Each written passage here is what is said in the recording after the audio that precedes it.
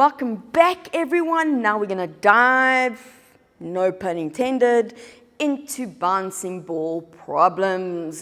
So we're going to gather our thoughts and off we go. So here we go. A ball is thrown upwards from the top of a building. The ball bounces on the floor, and the graph shows the velocity of the ball from the moment it is thrown upwards until it reaches maximum height again after bouncing the first time. What we need to realize, okay, balls bounce a lot.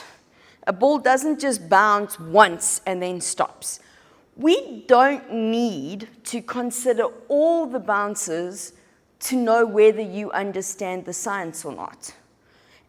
So don't worry too much about the fact that it sort of just randomly stops. Just go with it, okay? So here we go. This is my graph. So what do they show us? I have velocity. This is my initial velocity. This is the velocity that hits the ground with. This is the velocity that leaves the ground with. This graph is telling me which direction I have to take as positive. They said to me that the object is thrown from a building, goes up, and then hits the ground below. That initial velocity is positive. That means up is positive, which means for this, my acceleration should be minus 9,8. But I've done something special with this one. You'll see in a second. So, first question, what is the initial velocity of the ball? Well, that's fairly straightforward. Initial velocity, we just had 5, so we would say, well, the initial velocity is 5 meters per second. Up, don't forget the direction. Use the graph. Use the graph. Means area or gradient, not equations of motion. So we want the acceleration from here to there. Acceleration is equal to the gradient of my graph, which means it's changing velocity over changing time. I don't put changing y over changing x because my axes aren't called y and x. I use what they're called. So, final velocity, minus 15. Initial velocity, 5. Final time, 2. Initial time, 0. So I get minus 20 divided by 2. I can do this one in my head. And now I get minus 10. I'm hoping that someone's now going, but wait. Just now, a few seconds ago, you said that the acceleration needs to be minus 9,8. I've now got 10. Don't worry about it. Sometimes when graphs get drawn, okay, so this is the graph drawn from the motion of a ball. There may have been a mistake made in calculating the final velocity or in how long it took the ball to hit the ground. That's okay.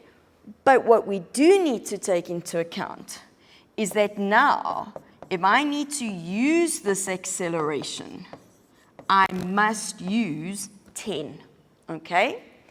This is actually a past exam question. So this isn't just one I made up.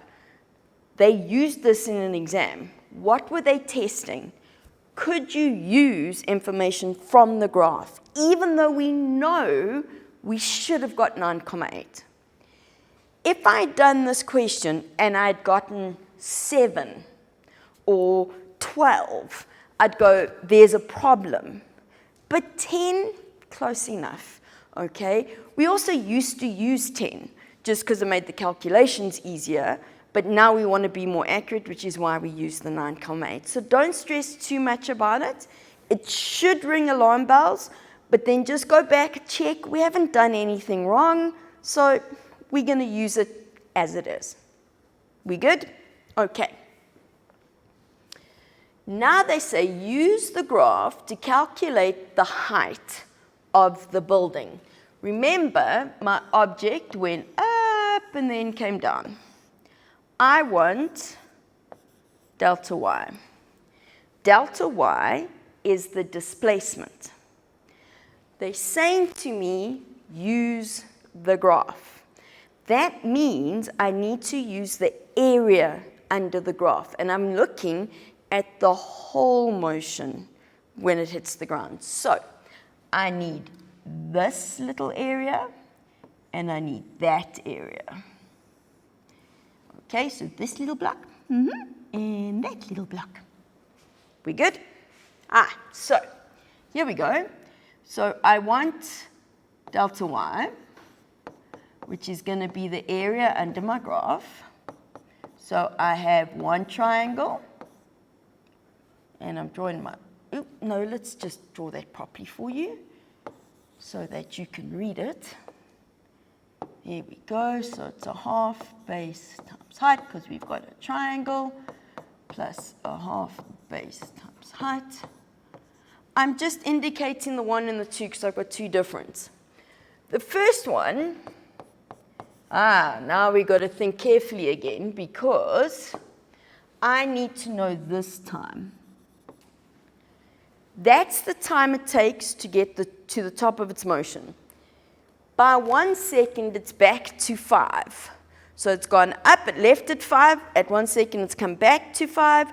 We know that the time it takes to get to the top of the motion is equal to the time it takes to get to the bottom of the motion. So it's halfway between 0 and 1, and halfway is 0,5. Okay, so here I'm going to put 0,5. My height is 5. There we go. Now this is going to be 1,5. My height is minus 15.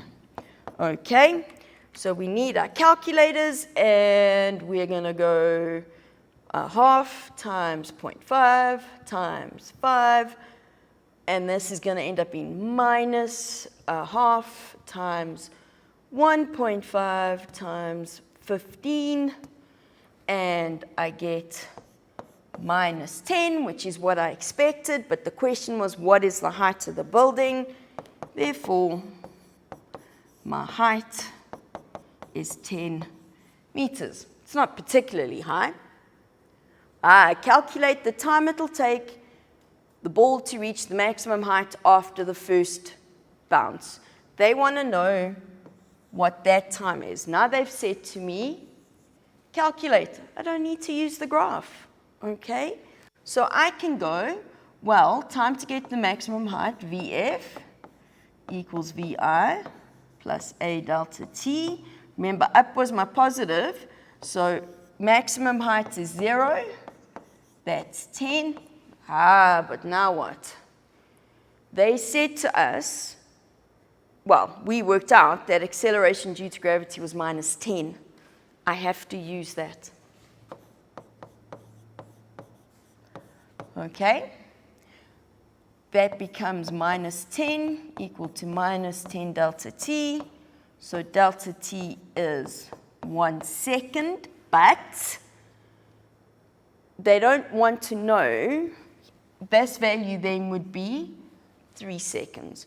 They just wanted to know, calculate the time it will take the ball to reach maximum height. It'll take 1 second to reach its new maximum height. Okay? Position time graph, well, we took up as positive. It went up, it came down, and it went up. We only go that far. Why? Because that's as far as the graph went, okay? This would be the 2 seconds. This is the 0.5. This height is 10. That's what we worked out. And This is time. And no, that's not 10, I'm lying to you. This is 10. We didn't work out how high it went. There we go. Pen. And this is position. So that's not so bad. I've probably drawn the second bounce a little too high, but we're not going to worry too much about that. And lastly, is the collision with the ball inelastic or elastic? Well, it's definitely inelastic. All right, why? Because EK isn't conserved.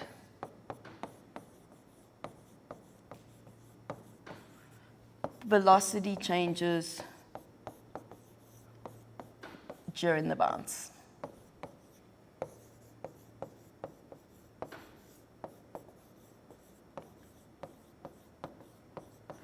Okay, it doesn't leave the floor with the same velocity it hit the floor with. And on that note, sure, we've come to the end of this little piece. So now it's time for you to take a short break, and I'll see you in a couple of minutes.